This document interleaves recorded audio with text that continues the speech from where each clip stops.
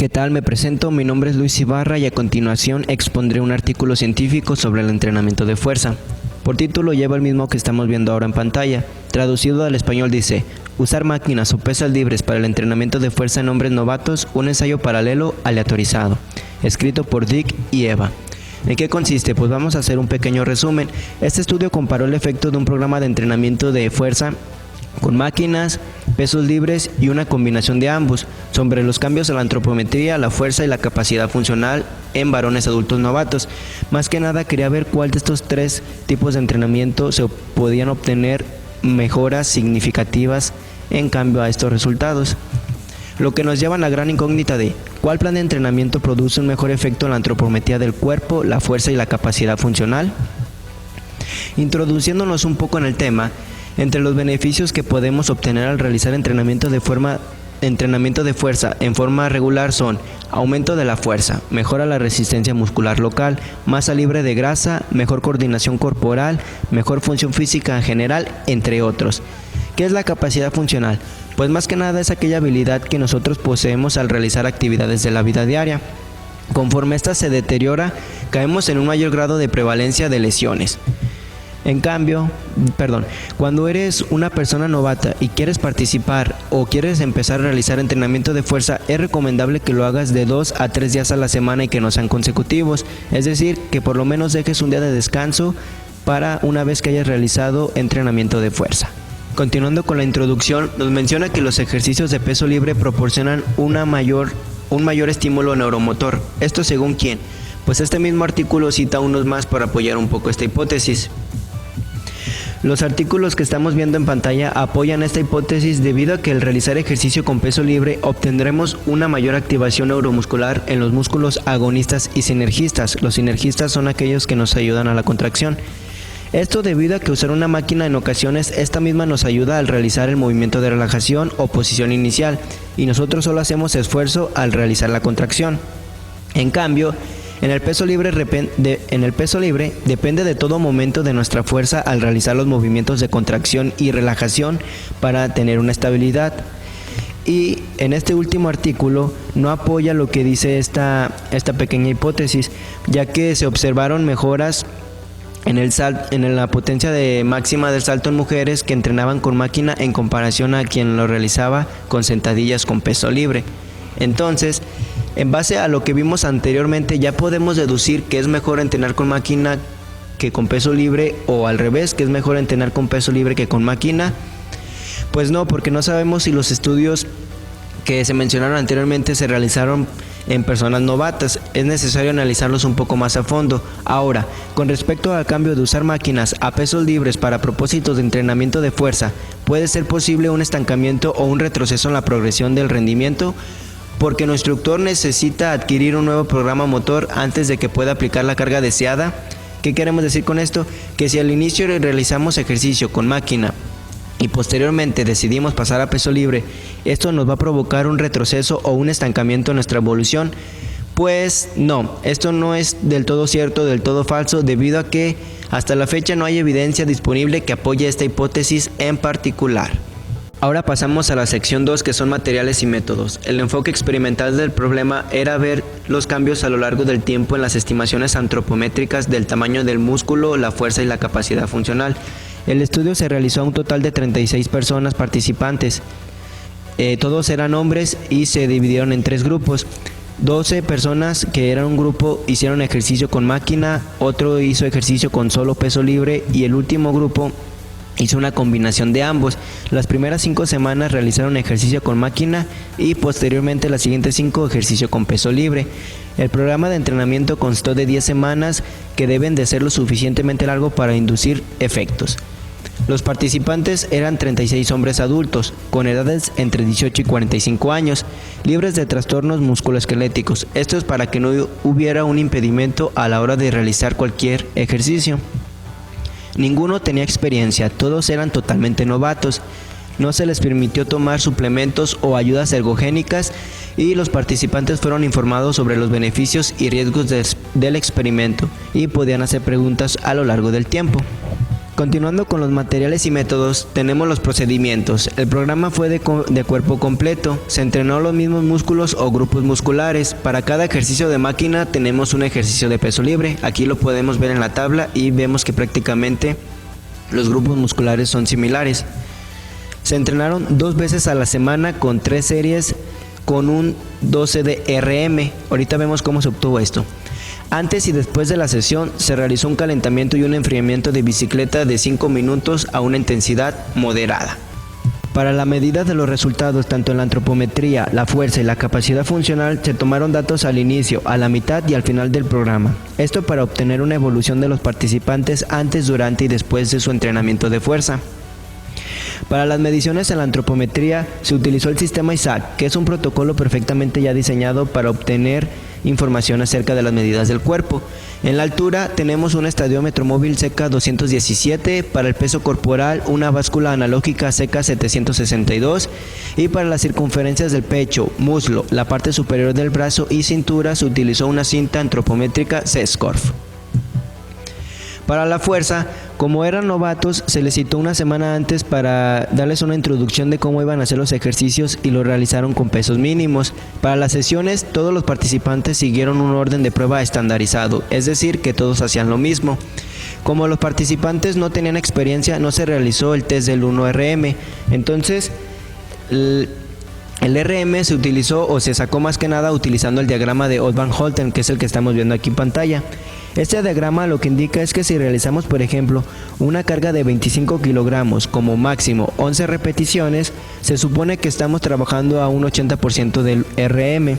Entonces, más que nada, esto depende de una serie de fórmulas, que es la carga por 100 entre el porcentaje de RM, y así se utilizó para sacar el porcentaje de RM en cada uno de los participantes y no utilizar el test de repetición máxima, ya que para este se necesita de una serie de semanas de adentramiento y pues estos prácticamente eran novatos. Además, como un plus, se llevó a cabo un salto en el ancho de pie como una prueba de fuerza funcional neutra. Cabe destacar que la prueba fue monitoreada por un investigador experimentado en todo momento. Para la capacidad funcional se utilizó la pantalla de movimiento funcional, la FMS, que consta de 7 ejercicios como son la sentadilla profunda, el paso con valla, la estocada en línea, la elevación activa de pierna recta, la flexión de estabilidad del tronco, estabilidad rotatoria y movilidad de hombros. Según el ejercicio que realizaran tenía un valor. El 3 era si el movimiento prescrito lo realizaba correctamente y sin dolor. Un 2 si podía complementar una alternativa más fácil al movimiento anterior. Un 1 si no puede complementar correctamente una alternativa más fácil a la del 2 y un 0 si no puede complementar correctamente la alternativa más fácil.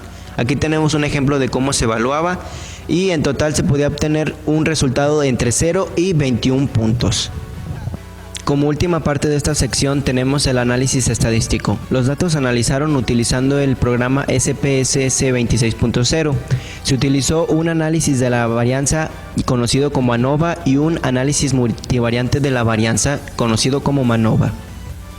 El ANOVA es una vía que se utiliza para determinar si existen diferencias estadísticamente significativas entre las medidas de 3 o más grupos. En cambio, el MANOVA es una extensión de la ANOVA y que cubre casos donde hay más de una variable dependiente que no puede ser combinada de manera simple. En el ANOVA se analizó la edad, la altura, el peso corporal, así como la circunferencia de la cintura, salto en ancho del pie y la puntuación final de la FMS. En el MANOVA se analizó la circunferencia del pecho, muslo y la parte superior del brazo para comparar los cambios en la fuerza a lo largo del tiempo. Ahora pasamos al concentrado de los resultados. Al inicio del estudio, los 3 grupos de entrenamiento de fuerza fueron comparables. Aquí tenemos la edad, la altura y el peso, y aquí al grupo de entrenamiento al que pertenecen.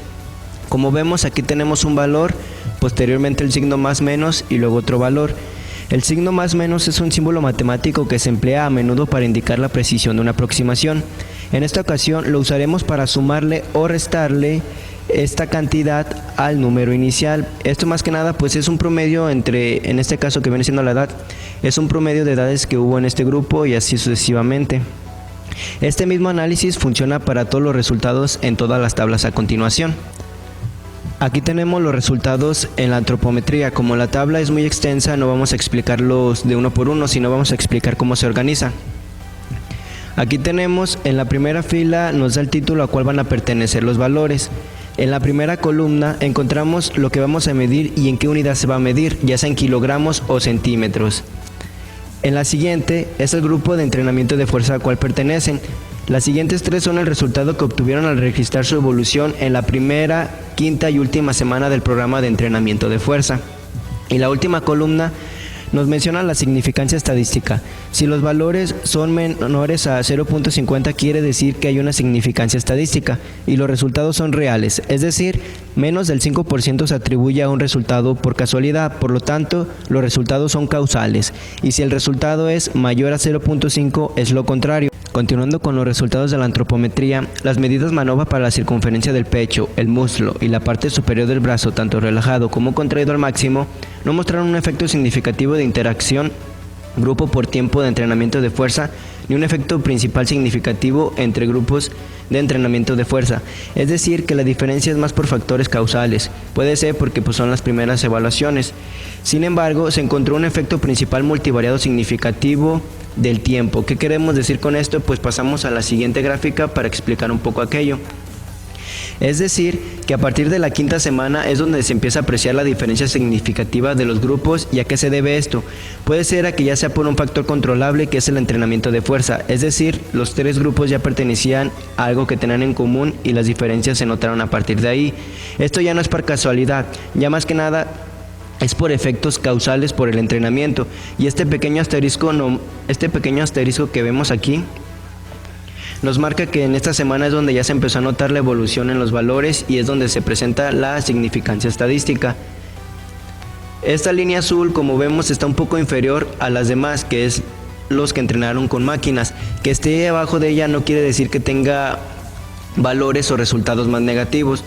Lo que puede ser aquí que esto esté un poco más abajo es que como se dividieron en grupos diferentes sin tomar en cuenta alguna característica, lo que puede ser es que en este grupo una prevalencia de personas un poco más delgadas, por eso los valores son un poco inferiores a los demás.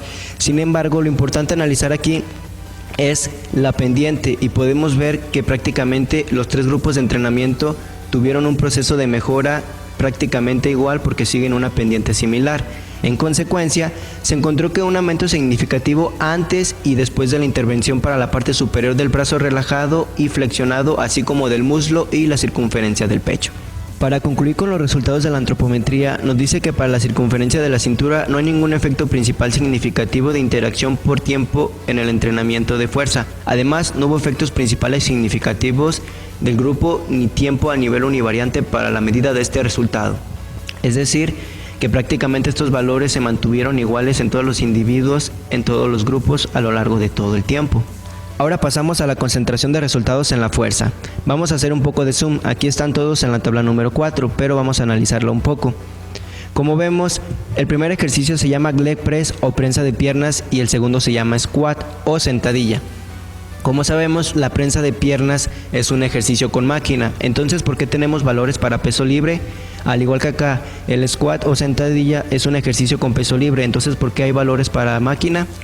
Pues más que nada, aquellos que realizaron el ejercicio con prensa de piernas, al ser evaluados durante las semanas, hicieron el ejercicio de sentadillas para ver si obtenían mejores resultados que aquellos que lo realizaban prácticamente con el peso libre durante todas las semanas y viceversa. Y esto es más que nada para poder analizar si había una diferencia entre entrenar con máquinas o peso libres o si había un retroceso a la hora de empezar con máquinas y posteriormente pasar con peso libre. Y aquí tenemos los resultados. Como conclusión, independientemente del grupo de entrenamiento de fuerza, se mostraron mejoras significativas entre las mediciones previas, medias y posteriores a la intervención para todos los ejercicios con máquina y para todos los ejercicios con peso libre. Entonces prácticamente cualquiera de los ejercicios mostró un avance significativo Continuamos con el salto amplio de plie. Nos menciona que se observó un efecto principal univariado significativo del grupo con valores más altos encontrados en el grupo de peso libre en comparación con el grupo combinado, es decir, que los valores en este grupo fueron un poco más altos que los del peso combinado y los de máquina. También se observó un efecto principal significativo del tiempo con mejorías significativas desde antes de la intervención hasta la mitad, desde la mitad hasta después de la intervención y antes y después de la intervención. Es decir, que prácticamente durante todas las intervenciones hubo mejoras significativas para cualquiera de los grupos de entrenamiento. Por último, pasamos a la habilidad funcional. Independientemente del grupo de entrenamiento de fuerza, se mostraron mejoras significativas en la puntuación total de la FMS, entre las mediciones previas, medias y posteriores a la intervención. Pasamos a la parte de las discusiones. Como mencionamos en un principio, lo que pretendía este estudio es comprobar si realizar ejercicio con máquina era mejor que realizarlo con peso libre o con una combinación de ambos. Pues sin embargo, mostraron un aumento significativo en las estimaciones antropométricas del tamaño muscular, la fuerza y la capacidad funcional, independientemente de cualquiera de los grupos de entrenamiento. En segundo lugar, estos hallazgos no apoyan la hipótesis de que el entrenamiento de fuerza con peso libre provocan un mayor entrenamiento en términos de musculatura, fuerza y capacidad funcional. Continuando con las discusiones, Cisnes y colaboradores en el 2006 observaron los cambios en el tamaño de los músculos a partir de 3 semanas de entrenamiento en varones jóvenes sanos, es decir, que aquellos que lo hacían como actividad recreativa, que no lo hacían de manera constante, en este estudio a las 3 semanas ya se podía notar un aumento en los músculos. Curiosamente, en el estudio de Moro hace un análisis similar y nos dice que aquellas personas que realizaban entrenamiento de fuerza como manera recreativa a las 8 semanas ya se podía notar un aumento en los músculos, en comparación con aquellos que lo hacían de manera tradicional, es decir, que ya tenían tiempo realizando el entrenamiento de fuerza. Durante estas 8 semanas quedaron prácticamente casi iguales. Las ganancias de fuerza, las primeras semanas entre las 5 y 8 depende más que nada del componente neuromuscular, ya que como el cuerpo no estaba acostumbrando a realizar esa fuerza, el cerebro nos manda más señales para activar más fibras motoras y poder romper con esa resistencia. Por eso, las primeras semanas más que nada la fuerza depende del componente neuromuscular. Y las siguientes semanas y años ya depende más que nada de una combinación de ambos, tanto del componente neuromuscular como del componente de la hipertrofia. Ahora pasándolo a la discusión de la circunferencia de la cintura. Como mencionamos anteriormente, no hubo un cambio significativo durante el programa de entrenamiento durante las 10 semanas, que el sujeto o los sujetos quedaron prácticamente iguales. Se puede suponer con cautela que los cambios significativos observados en las circunferencias de las extremidades y el pecho pueden atribuirse principalmente a un aumento en el tamaño de los músculos en lugar del tejido adiposo. También quería poner en comparación este estudio si al realizar al principio ejercicio con máquina y posteriormente pasábamos a hacerlo con peso libre iba a ser un retroceso en nuestra evolución, pues prácticamente esto no lo apoya el estudio, ya que dice que las estimaciones de 1RM muestran que hay transferencia de fuerza igual de un modo de entrenamiento al otro. Esto significa que el cambio de equipo no va necesariamente acompañado en un retroceso en la progresión de la musculatura, la fuerza o la capacidad funcional. Esto no al menos en participantes novatos. Ahora pasaremos a unos puntos en contra en cuestión del estudio. Como el estudio solo fue realizado a personas hombres y novatas, los resultados que se obtuvieron no aplican ni para mujeres ni para personas que ya tienen bastante tiempo en el entrenamiento. En segundo lugar, se utilizaron las circunferencias de los segmentos corporales como método de campo para estimar la evolución de la musculatura. Además de sus claras ventajas como de ser de bajo costo y así no es un método invasivo, lo que tenemos aquí en contra es que no podemos determinar de cierta manera a qué porcentaje pertenece a la musculatura y qué porcentaje sigue perteneciendo al tejido adiposo. Pero no todo es malo. Ahora pasamos a los puntos buenos. En primer lugar, este estudio incluyó en 3 ocasiones de prueba y utilizó un poder predefinido suficiente alto que reduce la probabilidad de resultados falsos. En segundo lugar, los participantes fueron asignados al azar. No se tomó una característica en particular, más simplemente que todos fueran novatos. Y por último, se utilizó un entorno realista y factible con ejercicios. Los ejercicios eran prácticamente fáciles de realizar, ya que si realizaban un ejercicio con una complejidad alta, corrían el riesgo de que no lo realizaran correctamente y los valores que se obtuvieran fueran erróneos o produjeran un margen de error. Ahora pasamos a la parte más importante o la que todos esperaban, que es la conclusión.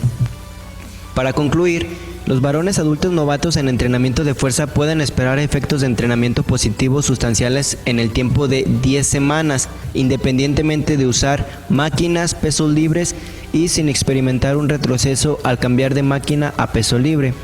Cuando eres novato, en el entrenamiento de fuerza se espera que obtengas resultados de manera más notoria en todos los ámbitos ya mencionados. En cambio, cuando ya tienes bastante tiempo en el entrenamiento de fuerza, es necesario emplear un análisis más detallado para ver de qué mejor manera o modo de entrenamiento te puede beneficiar para obtener un aumento en la musculatura, capacidad funcional y fuerza.